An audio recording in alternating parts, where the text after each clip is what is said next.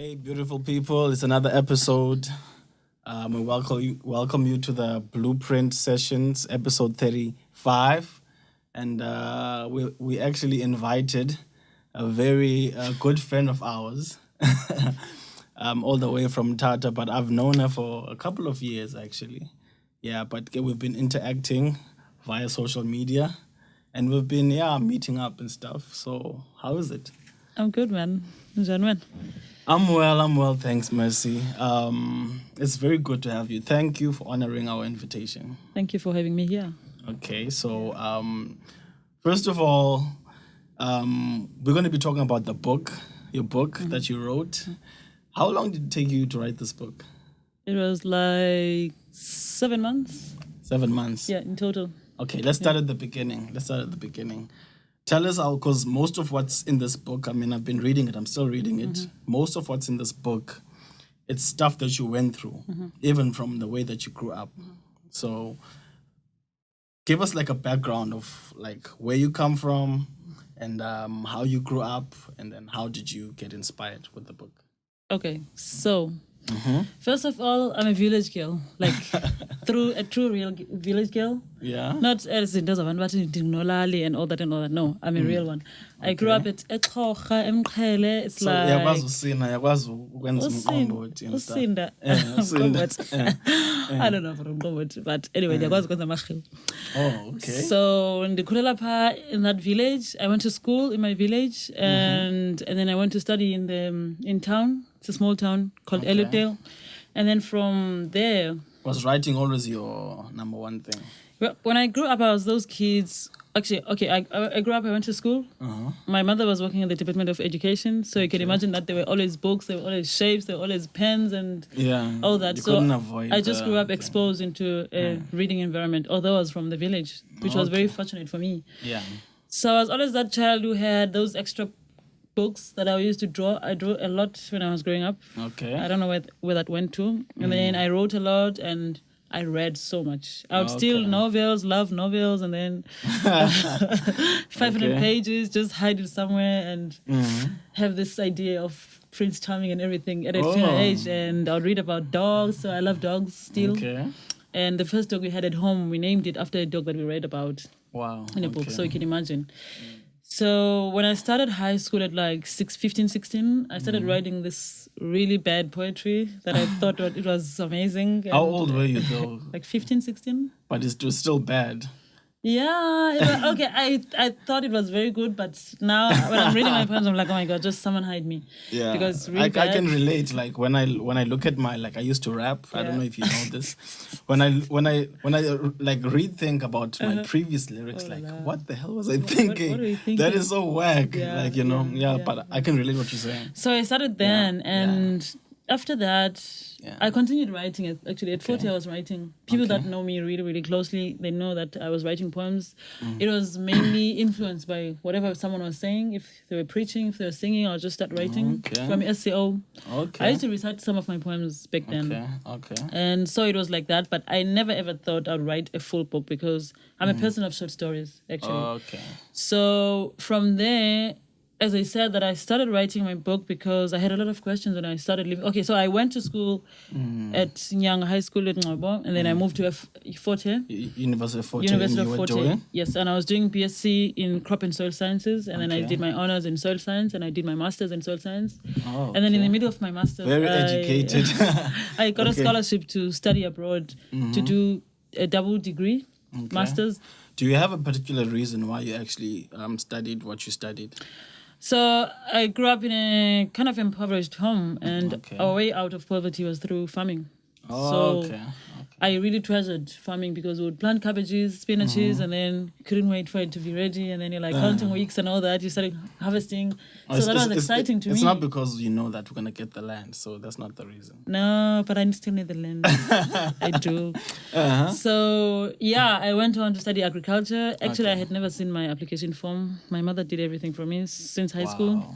But I think with the love, I just told myself that I wanted to do agriculture. So I went on with that, and I've worked a lot with farmers, both in South Africa and outside South Africa.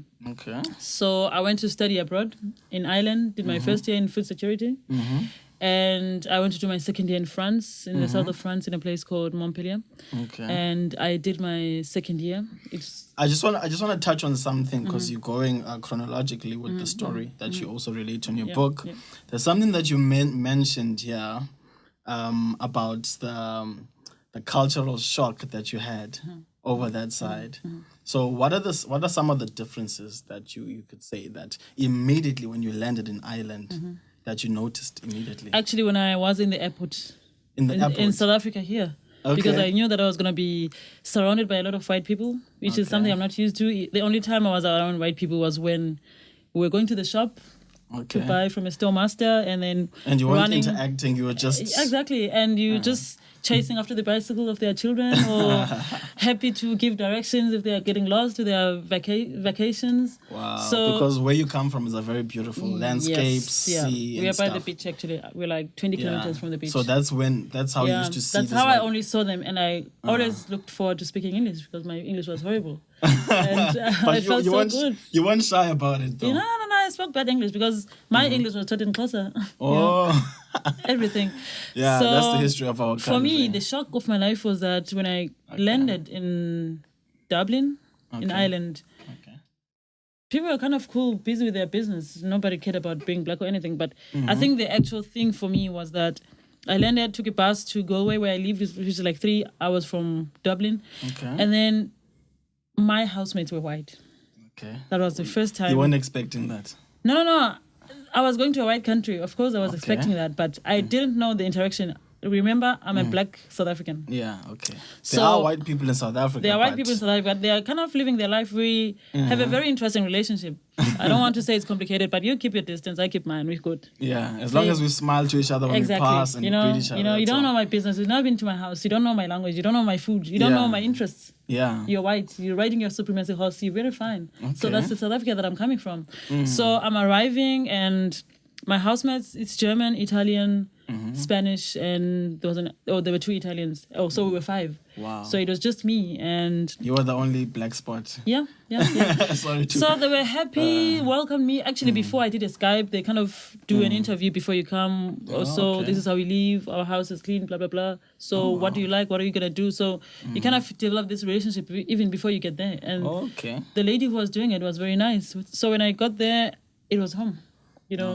So we started cooking together, going out together, party together, and then seeing places, obviously. Seeing places together, going shopping. We were girls, remember? We were going shopping together. So I was like, wow, this is so unusual. Yeah, for me as a South African, there's something that Trevor Noah actually spoke about because people were boycotting the fact that Idris Elba was going to be the new James Bond. Now, James Bond is from the UK. So there's not really that much black people there, and he's a spy. James Bond is a spy, so he's not supposed to be noticed. So obviously you were like the Idris Elba, in that environment. Like, how did people treat you, being that there's not that many black people in Ireland? How did you feel like some sort of discrimination, or did you feel anything like that? I felt so welcomed because I remember I used to. On Sundays, I used to go to church. There was a little Methodist church, and that was somewhere in town. And then I would go there in the morning. And then on my way back... There's no Pentecostal churches there? Not quite. Okay. No, it's the old churches, Presbyterians, your Anglicans, your Methodists. So I would go there every Sunday. And on my way back, I love jazz. So I would pass by a bar, sit there, grab something to eat, and just sit and have a drink and listen to the live music. Wow. And I always had someone coming to my table, be it a lady, be it a man. It was mostly ladies. What would they say? They were just coming, oh, where are you coming from? And I'm like, South Africa. Oh, wow. Because obviously not from here. They are very interested in knowing my story and they want to touch my hair. My skin is exotic. And they don't know the memo that you're not supposed to touch a black woman's hair. They engaged me like a human being. I was like, whew, for once, I'm living. I'm a human being. And my housemates, I think they actually triggered me writing a book because they were asking a lot of questions. And I would feel so embarrassed because sometimes I didn't know my history. Because when we were studying history as children, we were memorizing. Yeah. And in our memorizing, it was an orchestrated history that wiped off our own history. Yes. And it was all about making a black person this weak person. Yeah. Hottentots, you're told that, okay, to start with, You Xhosa people are not from here, you know. So it was like these trackers, the Boers that tracked and found South Africa. It's like this piece of land that was found and rescued by the Dutch people, which is that's our history. Which is utter nonsense. I'm sorry to say it. It makes me really like go nuts because that is the history that we have as Africans. Everything was wiped off. Yeah. So I was like, whoa, okay. I need to go back to my standard for history. Okay. Then I did this. I would lock myself in my room on weekends, sit on my computer, watch documentaries, read history. And then I love writing. So I'll just write my reviews on Facebook and people were commenting and going crazy, going mad. Like, why don't you write a book? Why don't you compile a book? And I was like, no, I'm not. These were white people saying that. No, it was everyone, actually. Black people even and from white here people. in South Africa, yeah. They were like, why don't you write something about...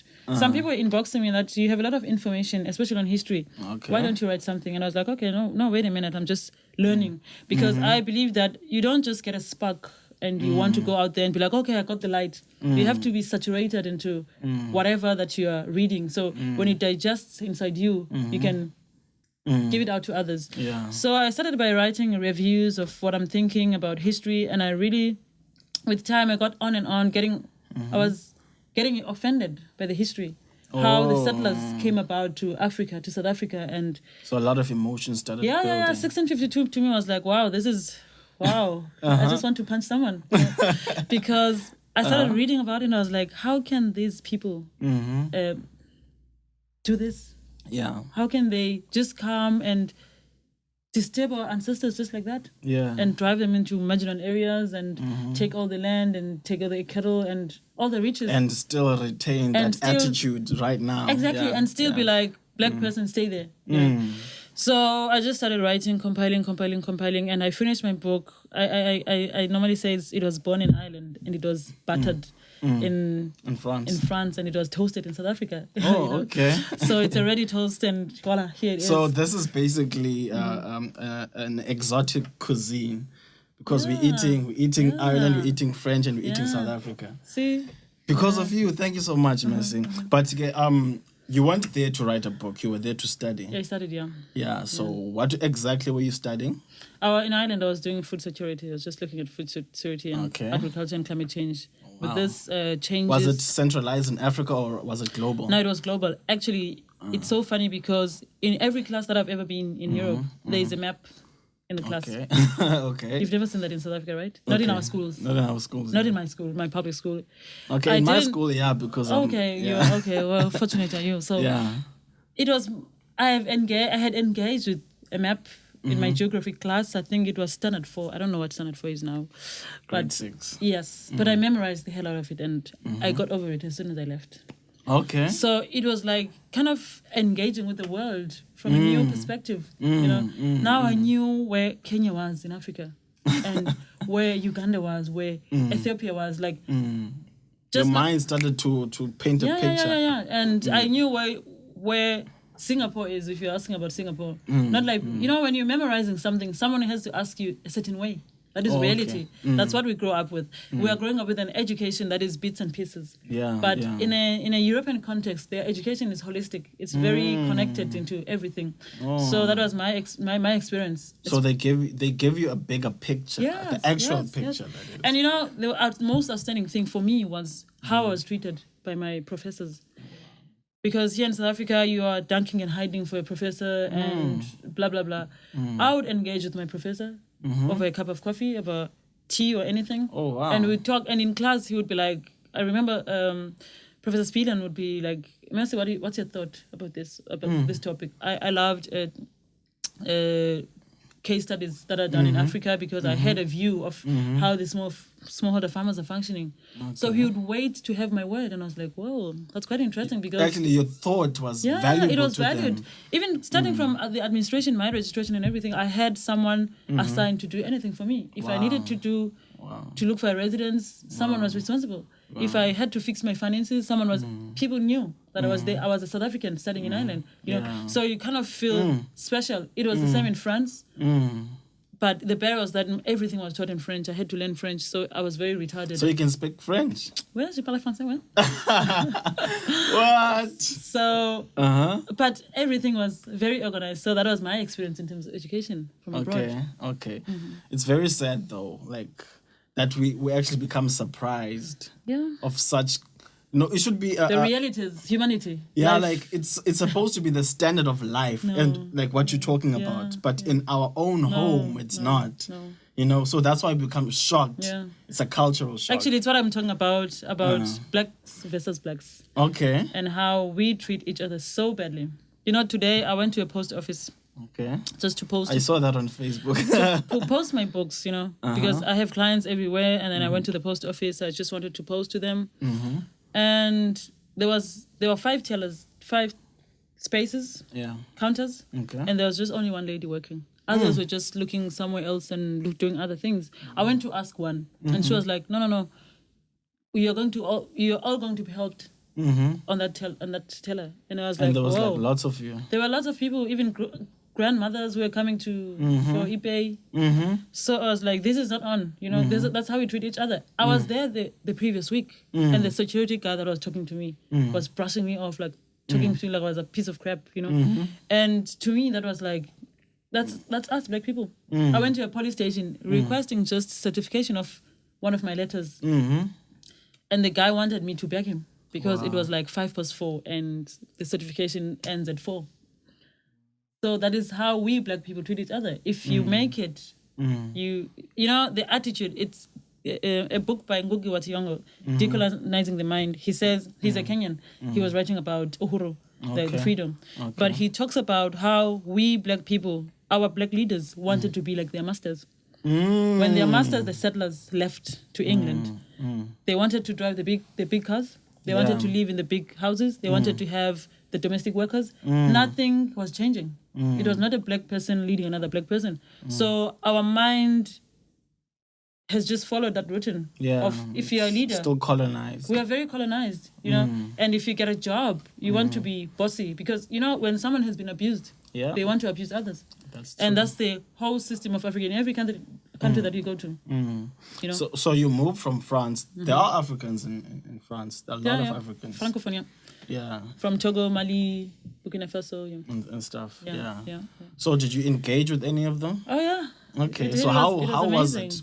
Were they different from the typical African, if I can say that Africans are all the same, I guess. We are one people. Serious? But, of course, we had the language barrier. It's normal because they can't speak English.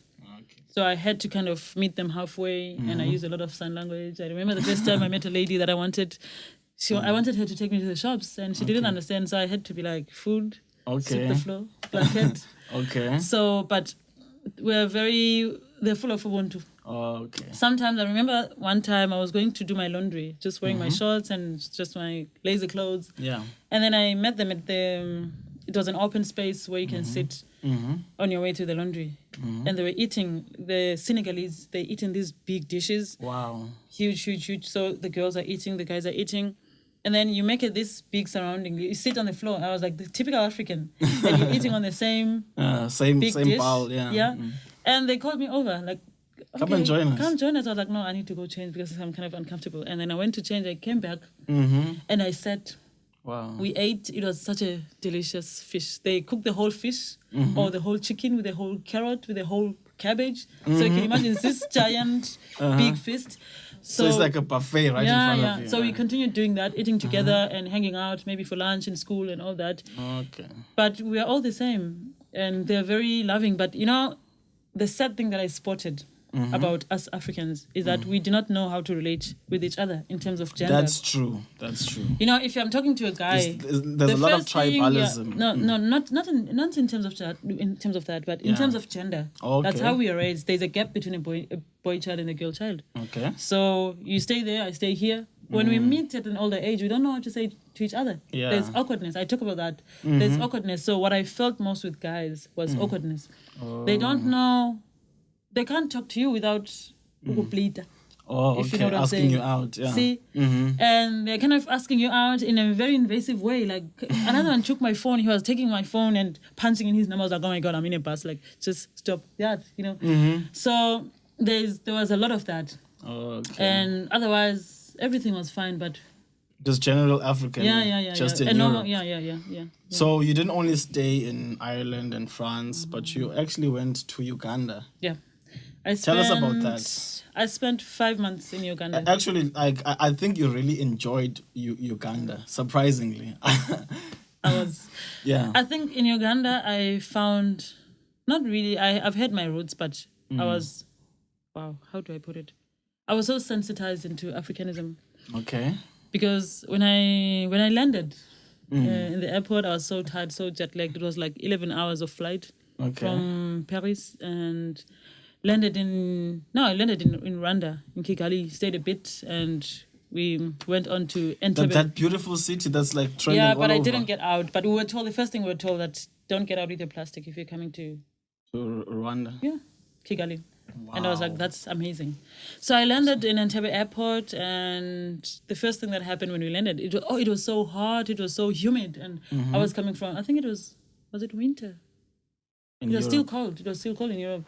So when I came, it was so warm, it was so tropical, and all of that. And when we got inside the airport, electricity switched off. I was like, oh, welcome to Africa. Yes, welcome to Africa. And then we had to wait for some time to check in, and I was going to do my visa. Then I had applied, but I had to take a photo of the visa, blah, blah, blah.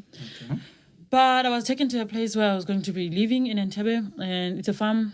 I was hosted by Emma Naluima, a very magnificent lady, well-traveled. Black lady, she's a vet. Okay. And very well-traveled she's a farmer, she's a master farmer that trains other farmers into, I'll come to that. And then the road was like, oh my God, gosh, it's horrible. More horrible than going to Elliot. If you're talking about, there's no potholes in South Africa. Are you seriously? I don't want to go there. I don't want to offend anyone. But anyway, I got there and I slept. I woke up to this beautiful rain. It was 3 a.m. and I woke up. I was like, these big mango trees outside my window and mango avocados and the greens and everything. It was so beautiful. The soils are so red, mostly. Red because they are fertile? No, it's high iron. It's not very fertile. It depends on the type, but red soils are not always fertile. All right, they're very hard to manage and all that. Okay. But I was hosted by this lady, so she introduced me. She showed me around the farm, and she was producing pigs. She's producing about 900 pigs a year. She's buying Cambo variety breed from here in South Africa. So these huge white pigs that she's producing, because in Uganda they eat a lot of pork. Okay. So what I went to study there was how other farmers from around the area are adopting her techniques. So her techniques were, there's piggery, and then every day they collect about 100 kgs of pig waste. Okay. 100 kg. I can't imagine. I can't imagine. Kgs, yes. Because there are many pigs. Of pig, Dung. Yeah. So that's a lot. Yeah. So they put that in the sun for the house flies to lay eggs. It's that gross. Okay. And then they lay eggs, but the whole process takes about 5 days. And then you get your maggots. And then you take that, you sieve it, you separate it. So they're like, what are we going to do with this? So they feed that to chicken. It's high in protein. Very nutritional. Free-range chicken. Wow. And then they're like, there's still too many. What are we going to do? And then they started fishery.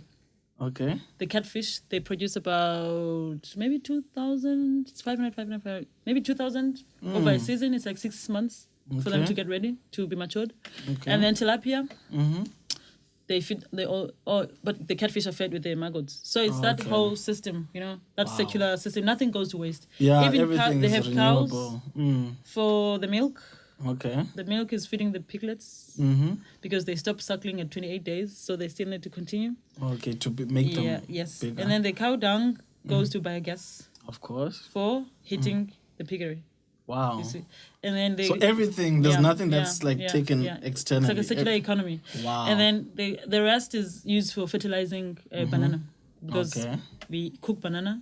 Okay. We roast banana. Okay. We eat fruits. That's very interesting. So, very interesting. But in terms of farming and the economy in Africa, not only in Uganda, but you just saw a small scale of an economy that could happen. So do you think farming for Africans is the future?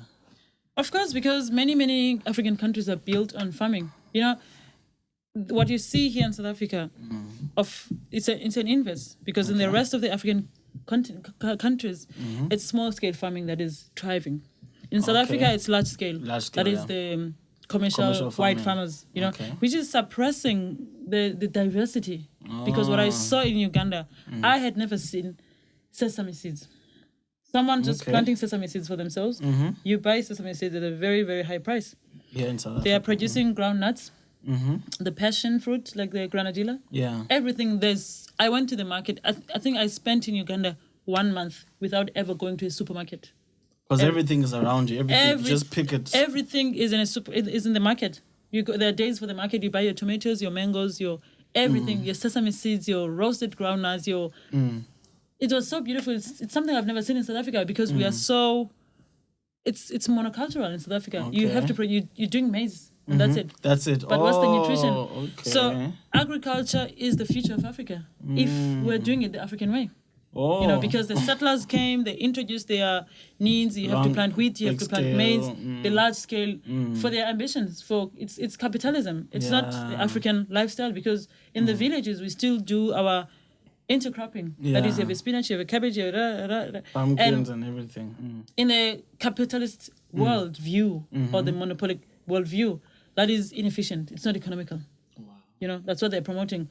Wow. But in Uganda, what I saw was like, wow. Even in Kenya, I saw that. I was like, wow, this is so cool. This is how we're supposed to be doing. Yeah. You don't have to go to, because in South Africa, basically, we buy everything. Everything, yeah. Even the lands that used to be farmed, they're degrading now because they're not farmed. We actually buy everything. We do. On our way here, because I went to go fetch you, we were talking about the different areas that different races used to live in. And we compared like the RDP houses of white people and the RDP houses of Indians to those of RDP houses of black people. And the difference, my God, I actually showed her the lowest class white area. That was a suburb to me. It's a suburb to me too. It's offensive to the black community, actually. And the people the black people that move in those neighborhoods had to buy it. They had to make it. The RTPs. To reach the level of the RTP of white people that means Indian people. It's a working class that can reach the class of just an RTP. For us black people. That's what I saw in PE. Last weekend I was in PE. And I was so angered when I saw how the condition that people live in. I think it was a Tamakagi. Okay. You have those houses that you're sharing the wall with your neighbor. You paint it differently. I paint it differently. We're cool. That's my house. But for me, that is degrading of an African. It is. They were just laborers. They were just building for laborers. Those tin houses, matchbox houses. How do you expect someone to live in such a house when they are living luxurious lives? If you look at in the context of Cape Town, you look across the street, there are huge, luxurious, beautiful houses, spacious, green trees. You look across, there are shacks of people who can't even move. Now tell me, how does a country like that function when the indigenous people or the natives are treated like they are visitors, they are settlers? Exactly. That is why I don't have a problem with white people, but I have a problem with every white person who feels that they are superior to blacks, who feels like they deserve better, who feel like there's nothing wrong with privilege, because I've engaged before with white South Africans who don't see anything wrong with the land grabbing that they did. The thing is, they don't see it as white privilege. That's why. They just see it as, I don't know, because you kind of, every time you bring this conversation up, you have to explain what white privilege is. The fact that it's normal for them. Yeah, the fact that we can go to the same school, we can be friends. We can go to the same school, study the same things, but then we're gonna have different salaries. Of course, still today. That's actually the simplest way you can explain. You still do your degree and your boss has grade 12 and they earn 5 times more than you. That's being privilege. Black in South Africa. Exactly. I don't know, maybe in other parts, but maybe in America it happens. But, I have a problem with someone who's coming from Europe, settling in Africa, to order around an African, to tell them what to do and what not to do in Africa. Yeah. That's the type of a white person I have a problem with. Then pack your bags and leave. Yeah, this is not your place. Yeah. When you talk like that, they'll say, oh, she's so angry. It's hate speech. No, I'm not angry. But it's reality. Because if you have to live in South Africa, then let's engage. Yeah. Let's interact. Yeah. Let's integrate. Yeah, we have to integrate. Yeah. Be willing to, because I look at when you're driving to Johannesburg, Yeah. you look at hundreds of hectares that belong to just one person. Goodness. If you look at the farms, if you go to at Komga, I don't like the name Komga because it was it was changed to suit the white person. It was changed to suit the white person. It's Komga. Yeah. If you're driving there, you see hundreds of hectares that belong to just one person. Yeah. With a nice farmhouse, spacious, beautiful, and luxurious. And my heart breaks when I look at the farm workers' houses. It's like these small rondavels or these small little houses built with cheap material on small spaces. They are just so clustered. You know, where is someone's privacy? Where's the family's privacy? Yeah. Because they have their families there. Exactly. You know? So it tells of how many white people in South Africa see black people. Yeah. You're just another laborer. Yeah. You're working for me. Okay, so like as you were reading through the history now, let's go just a bit back to Europe. You're busy reading about the South African history. These emotions are building up. Obviously, anger is one of them. And then these white people are asking you, because I remember there were Germans that actually came to Alice. And they were accommodated by one of our Christian brethren. So we were kind of hosting them. We had a bribe for them and everything. And every time I spoke about race, looking at it now in hindsight, it made them uncomfortable because from where they come from, it's not that much of a big deal. Yeah. But to me in South Africa, seeing a white person, it's an opportunity for me to engage in a racial communication, conversation. But it made them feel uncomfortable. So you reading and having all these emotions, and now they're still asking you the question, okay, so how's South Africa? Do you think they actually saw the emotion and stuff? Yeah, I remember we would have lunch and we would talk about this racial issue. I would be so intense. I was so angry. I just wanted to let go of my energy. Okay. They would tell, they would see. Okay. And I'm so sorry about what happened, but I wish they didn't do it. I'm like, you didn't do it. Yeah. I'm not angry at a white skin. I'm angry at a human. Yeah. Who's just despising another person for being black, Yeah. So at some point I was very angry and I had a lot of headaches when I was writing the book because I had to review things that I didn't like You reviewing. overthinked a lot of things. Yeah. I'm Africa. Africa is me, so... Yeah, so there are a lot of things that were touching you personally. Yeah. Like in South Africa, you can't help but be political because there's so much injustice. There's no way you're not going to be political in South Africa unless you're ignorant. Yeah. So you have to have a political opinion. Yeah. True. So, which brings me to my very, very current and very interesting engagement that I want to have with you. We've got like 2 days before it's the national and provincial elections. And there's like 3 dominant parties that are like conversing. There are other parties that actually I've never seen so many. Like I was working for the voting. I don't want to mention the name, but I was working for the voting commission. There's so many political parties that have Emerged. wow. There's like every when you talk about our minds being colonized, because being colonized and then there's apartheid, which is a different thing. Yeah. And apartheid actually means separation. Yeah, segregation by race.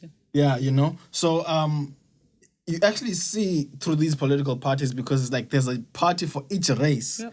There's a party for the Boer, there's a party for the Englishman, there's a party for the Muslim, there's a party for the colored, there's a party for the Indian, there's a party for the radical black person, there's a party for the very general liberal black people. Yeah. There's we've been so much segregated. Yeah. Divide and rule. So all these parties now, this apartheid, which is supposedly not anymore, we're supposed to forget. Yeah. The effects are actually being apparent to us in our everyday life. Yeah, they're very live, yeah. So seeing the spectrum and this melting pot, if I can call it so, of so many political ideologies. Can you compare it to the ones in Europe? How is it there? Or what do you have to say about it? I didn't get active. I didn't invest in knowing about any political whatever because I was very busy feeding myself with what is happening at home. But there's just 3 parties that are very active. now. Yeah. We have ANC, I'm going to call them Yeah. ANC, DA, and EFF. Yeah. You know what I see about them, each of them? Yeah. To me, it feels like for the DA, I feel like they want to retain white supremacy. That's what you Why feel. had they... We should put a disclaimer there. No, that's me. That's according to me saying it. Yeah. You know, why have they let Oriana exist? The town for white people only. Only. You know? Exactly. And I think for them, it's a go-to place. It's a home for them. They want to still feel white, you know. And for me, ANC, I respect the organization. They fought for freedom, but they have forgotten about people. Okay. What I said, Ngoki Wationgo, we want to be the masters when we get there. You know, each person wants to cut a slice from the cake. Okay, they have ruled. Yeah. It's like they're saying apartheid has ruled. They have had their share of South Africa, of resources. Now it's our turn. And ANC, they are chowing money like nobody's business. That's true. I see everywhere. You know, like I could even personally mention few instances that I could see that this has nothing to do with helping people. No. It's just about getting connections and knowing the right people. Yeah. Like people from I'm related to. You understand? You know, I'll just say something very practical. I want to look for help for sponsorship for writing the book, the launch of my book. Oh, for the launch of the book, yeah. The first question that I was asked: are you an ANC member? Wow.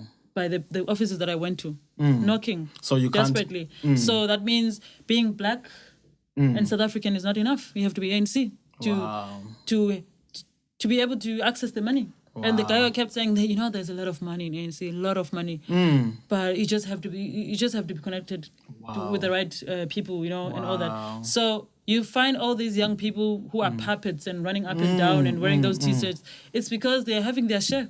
Yeah. ANC has forgotten about people. You know, they've forgotten about their mandate as the ruling party. You know, the people that brought freedom. Yeah. And for people to say that, you know, you have to keep the ANC in power, blah blah blah. It is despising people. It is saying we don't hear your cries, we don't hear you, we don't see you. It's all about us. It's all about chowing the money. You know. And then there's EFF, which I think, I don't know Malema's idea, but I think he has cut the thread from the governance of Thomas Sankara. Okay. The ideology a bit of. But of course there are reservations about it and how he talks about, I think for me, expression is everything. Yeah. If you're bringing your food in a dirty plate, I'm not going to take it. It's difficult for me to take it. Yeah. You know? Yeah. But he's a really smart guy, young very guy. Intelligent, you know, we go back there and we're saying we need young blood. Look at ANC. It's just old people. It's all people who are feeling so entitled because they fought for freedom. You know, you just want them to all die, this generation to all die, so that nobody will be claiming that they fought for freedom. Exactly. You know, to see what's going to happen. You know, so that's my take. Nobody's better. You know, like I think we've got about how many minutes? Got about 2 minutes. Hey, just when I was getting excited, you know, this is my favorite topic. But yeah, we've got about 2 minutes. It's been so nice. This is actually what we do when we meet up almost all the time. So talk about politics. So it was just like another conversation. Yeah. But this is the first segment. So we're going to be back. My co-host Randy is going to be finishing off the second segment. So I hope you do justice. I hope you do justice to this topic. We're starting to heat up and I was starting to have a lot of questions. But anyway, it's been real. So do you have any social media handles? Yes, on Facebook I'm Wombakazi Miss Ngandega, and on Instagram Gosazana _H. Okay. Yes. No Twitter. Twitter Wombakazi Ngandega still.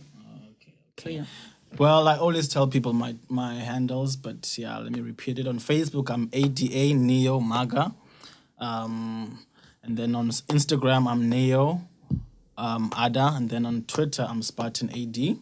So you can follow me, but we're going to be writing the handles on the screen so you can follow us. You can follow Mercy. Her posts are very interesting. They're very interesting. So you'd want to follow her and also get the book. How much is the book? It's 220 actually, very cheap. Very cheap, yes. Yeah. there's another thing that I'm thinking about, but we could talk about how the sales are going regarding the book. But anyway, you're going to have a book launch. You said when? Yes, I'm having a book launch on the 25th of May. It's at Mtata, Arrow Spring. Okay. 898. Okay. Southern Road Mtata. Okay. It's at Rock Ministries Church. And the entrance will be 300 rands for the people who don't have the book and 80 rands for people who have Where the book can they already. get the tickets? The tickets will be found at the Christian bookshop at Ngeps, Ngebulana Mall. Okay. And also from Sparks on the robots on your way to Kwezi. There's a Sparks over there and you'll find my tickets there. Okay. It's been real, Mercy. Thank you so much. God bless.